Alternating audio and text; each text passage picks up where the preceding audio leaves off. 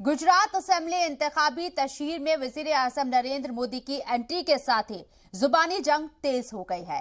Congress leader Madhusudan मिस्त्री ने कहा था कि पीएम मोदी को इंतखाब में औकात दिखा देंगे। इस बयान पर जवाबी हमला करते हुए पीएम मोदी ने कांग्रेस को निशाने पर लिया है।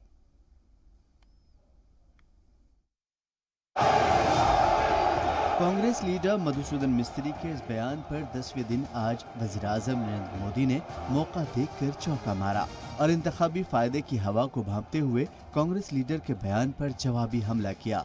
वज़ीर-ए-आज़म मोदी ने सुरेंद्रनगर में कहा कि मेरी कोई औकात नहीं है और हमारी औकात बस खिदमत करने वाले की है।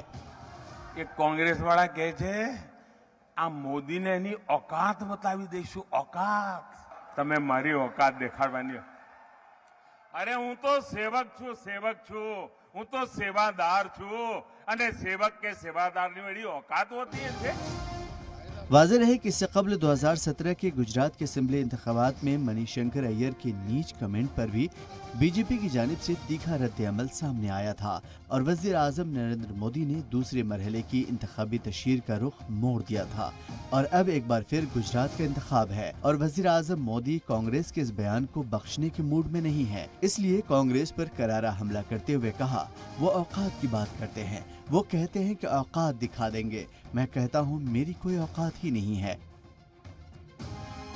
अहंकार जो भाइयों, अहंकार जो मोदी को उसकी औकात दिखा देंगे। अरे माँ बाप तमे तो बता राज परिवारों छो, हूँ तो एक सामान्य परिवार नु संतान छू। गुजरात में 1 दिसंबर को पहले मरहले के 89 सीटों के लिए वोट डाले जाएंगे।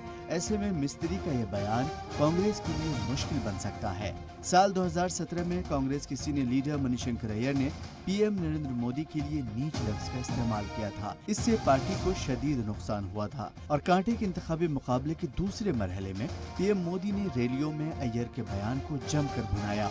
2017 के असेंबली इंतखाबात में बीजेपी ने 99 और कांग्रेस ने 77 सीटें जीती थी। ब्यूरो रिपोर्ट, जी मीडिया।